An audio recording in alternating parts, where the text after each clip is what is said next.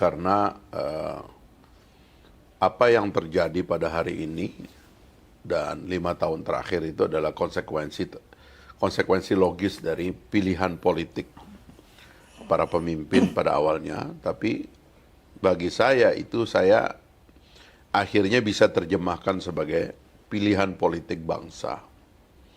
Jadi inisiatif Pak Jokowi dengan Pak Prabowo untuk bergabung pada 2019 pasca Pilpres kedua, ya, Jokowi lawan Prabowo.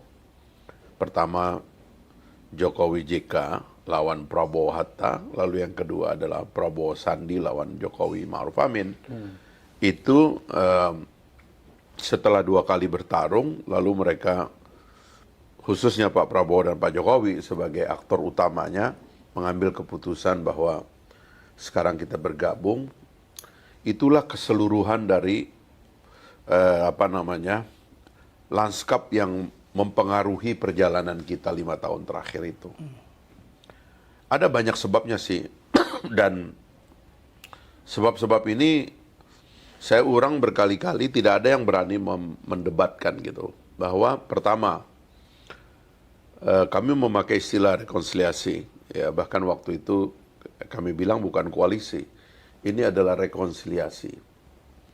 Karena 2 orang ini bertarung, dan pertarungannya itu membelah rakyat. Ini juga nggak ada yang bisa bantah fakta bahwa ada pembelahan yang luar biasa, ya. Bahkan sampai tingkat bawah belahnya itu. Buktinya banyak gitu.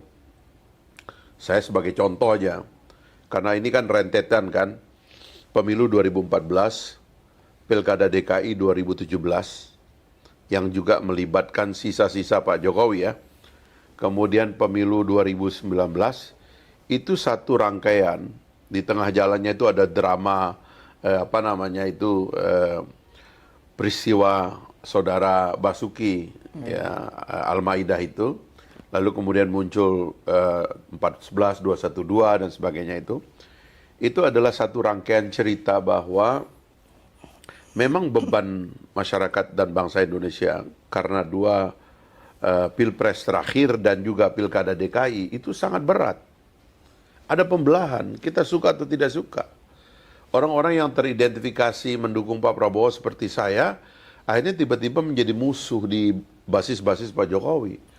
Saya kasih contoh kan, bayangkan, saya ini wakil ketua DPR bidang Kestra yang ngurusin bidang pendidikan. Saya wakil ketua DPR, anggota DPR punya imunitas. Dan harusnya saya juga pejabat negara yang kalau masuk kampus tuh nggak ada halangan. Tapi saya mau berceramah di UGM itu ditolak oleh rektorat gitu. Saya nih ya, pejabat loh, lagi aktif, dan itu tugas saya gitu loh. Artinya wakil ketua DPR bidang Kestra dengan perguruan tinggi itu adalah sama dengan Kapolri dengan Polsek gitulah kira-kira gitu. Jadi itu harusnya berhubungan, tapi saya ditolak loh. Karena dianggap ya mendukung Pak Prabowo. Kemudian saya pernah ke Manado itu, diundang oleh Gubernur Sulut, Mas Oli, ya, Oli Dodo Kambe, untuk bicara tentang pemberantasan korupsi. Kebetulan saya baru nulis buku kan.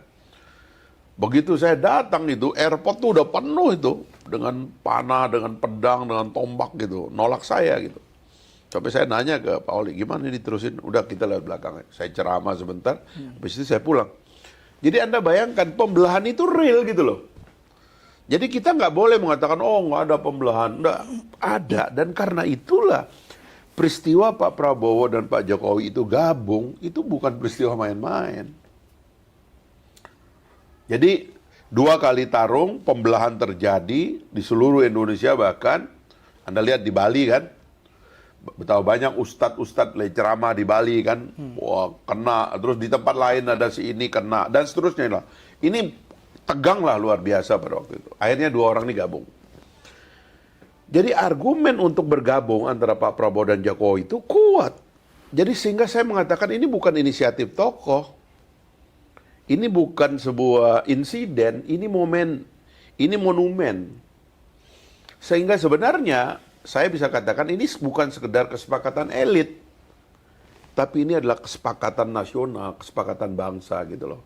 Jadi seperti misalnya, ya saya nggak klaim ini sama ya, tapi misalnya waktu para pemimpin bangsa duduk, ya kan, lalu mengatakan kami bangsa Indonesia. Itu kan yang ngumpul cuman orang bisa dihitung dengan jari.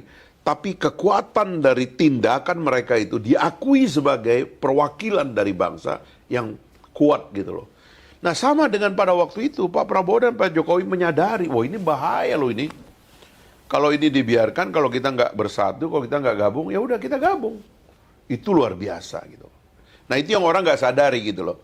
Sehingga sejak awal sebenarnya perlu kita nyadarin teman-teman kita bahwa ini bukan peristiwa sederhana. Bergabungnya Pak Prabowo dan Pak Jokowi itu sudah menyelamatkan pembelahan. Bayangkan ya, setelah itu kemudian pemerintahnya itu muncul koalisi besar atau rekonsiliasi. Kita menghadapi COVID, persis itu. Kabinet dilantik 22 Oktober kalau nggak salah 2019. Desember sudah meledak COVID di China. Awal 2020, bulan Mei, kita udah lockdown. April, Mei lockdown. Seluruh kehidupan kita mati. Ya kan?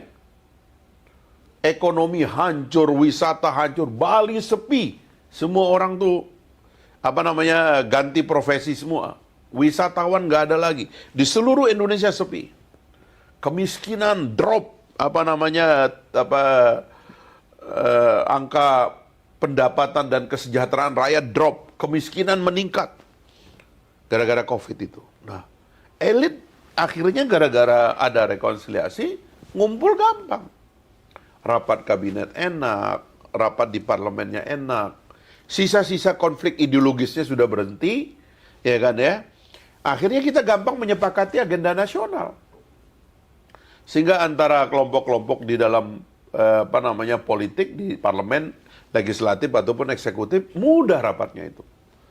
Anda bayangkan gitu kalau kita masih ngegas, karena saya ingat dulu saya kan ketua dari sekretaris dari Koalisi Merah Putih. Wah 2014-2019 itu tegang itu. Ya, kecuali waktu di ujung aja itu agak ini. Anda tahu bagaimana tegangnya parlemen. Wah itu nggak gampang ngambil keputusan. Kabinet terbawa-bawa juga. Nah, tapi 2019 itu luar biasa gitu. Nah, itulah yang kemudian terjadi. Kemudian habis COVID muncul perang Rusia-Ukraina, ketegangan Laut Cina Selatan, dan sekarang ini ada perang lagi di Timur Tengah. Tapi karena rekonsiliasi ini kita relatif stabil. Ekonomi kita dianggap oleh dunia, pertama kita dianggap lolos COVID secara sangat baik. Kedua, ekonomi kita relatif stabil, recovery kita luar biasa, pertumbuhannya oke, dan lain-lain lah. Ya, itu yang kemudian nampak pada angka approval rate Pak Jokowi. Dan kemarin ini saya baca pollingnya Gallup, ya, salah satu lembaga polling terkemuka di dunia, dikatakan bahwa di antara seluruh pemimpin dunia sekarang ini, Pak Jokowi adalah presiden yang approval rate-nya paling tinggi di dunia. Gitu.